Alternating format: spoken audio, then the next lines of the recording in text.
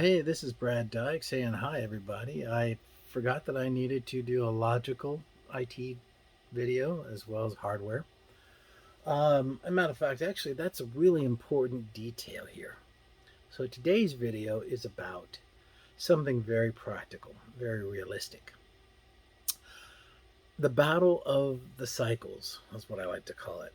It's called IT product cycling. This is the life cycle of hardware and its ability to basically transition in and transition out over time. Now, I have 33 years of experience in the IT industry, and I have seen mainframes come in, and I've seen mainframes replaced by these cute little x86 baseline server boxes called server boxes for Windows or something like that, and they've been upgraded and replaced by X and Y and Z and so on. It's basically a revolving life cycle. Now, this is also very common with something that is starting to create a divide in the industry, but it's nothing new, to be honest with you. It's about the fact that we're talking to the nature of my software is more important than my hardware, or my hardware is more important than my software, and the ongoing battle of such thoughts. It's real. Not only is it real, it's kind of good and bad. So let's talk to that. In the past, we've had environments where we built out hardware that could handle what we call quote unquote Hyper-V technology, virtualization. And these are running in hardware environments with hypervisor bias backends that are providing you all of this resource that you can turn around and use for your operating system, or in this case, operating systems, plural. Bring up ESX, bring up your Proxmox, your whatever virtual engine you want to bring to the table. You can slice and dice. Still looks like a server, acts like a server, but it's partitioned off in the pre-terminology of virtual machine instances. The today version you'll hear them referred to as containers or other variations of said word container. Then new tools began to come out called Commigin.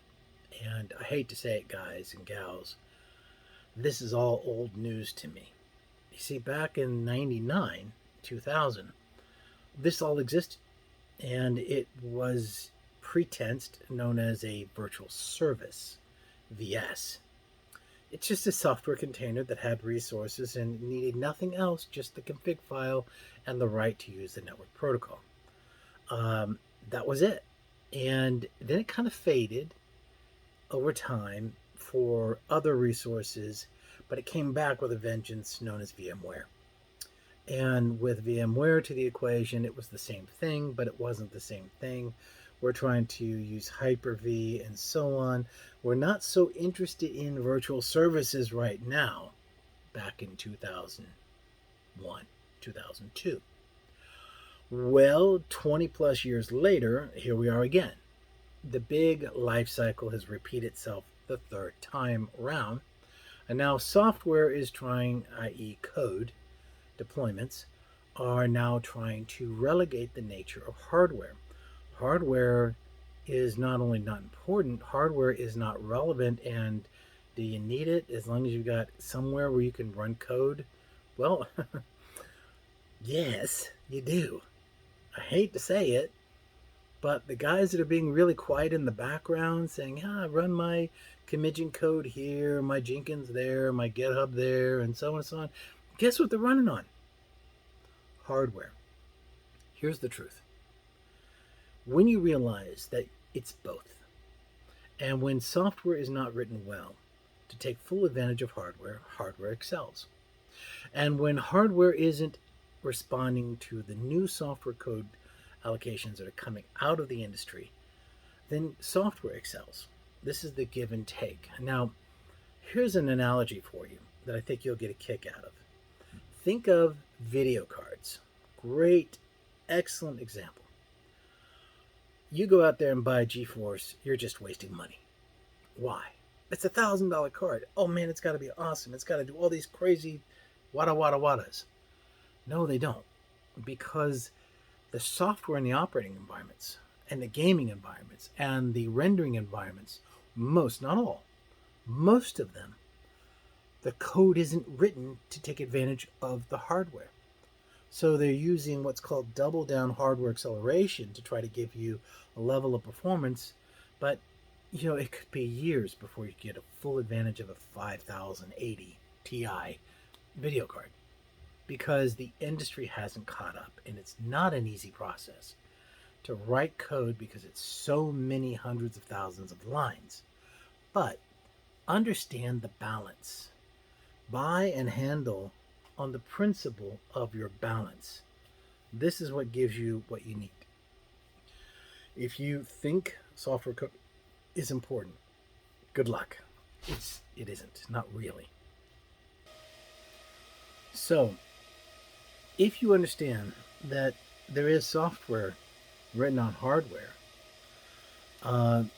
which is no different than the code stack that you would discover out on a piece of software code on, let's say, Lambda or Docker configurations and so on.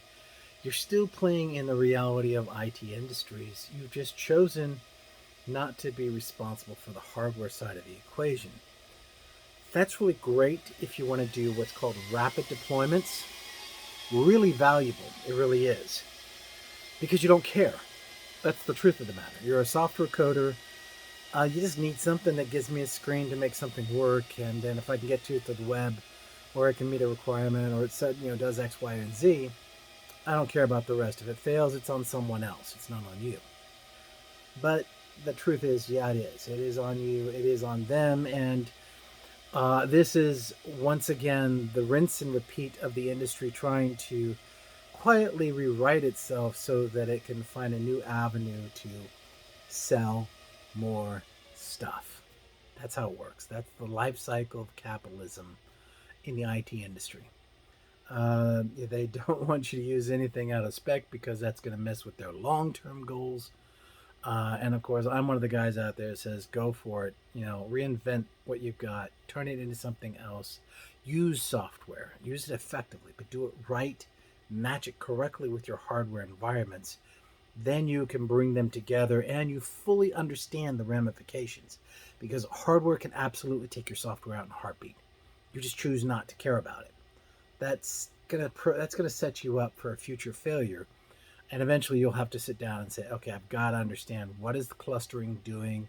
Why is my high availability causing me issues? Blah, blah, blah. But the key detail is you got to know the whole basis of it, not just one half or the other and be wishful that the others never show up. That's just not how it works. So at this point in stage, what I'm going to do is I'm going to end this short little video because I think it's valuable to understand as we start playing with software to take advantage of these cool little guys, and the software is written to maximize the output of that hardware, then you're in my world. You start to see real limitations of your environments, but it's because you had good software. It's because you maximize the return on what it is, and then you can just take it all apart, rebuild it into something else, and it can do something else even better. That's the cool thing about thinking outside the box. Well, this is Brad Dyke. I'm going to let you go. God bless and have a great week. And please be safe and take care. Bye-bye.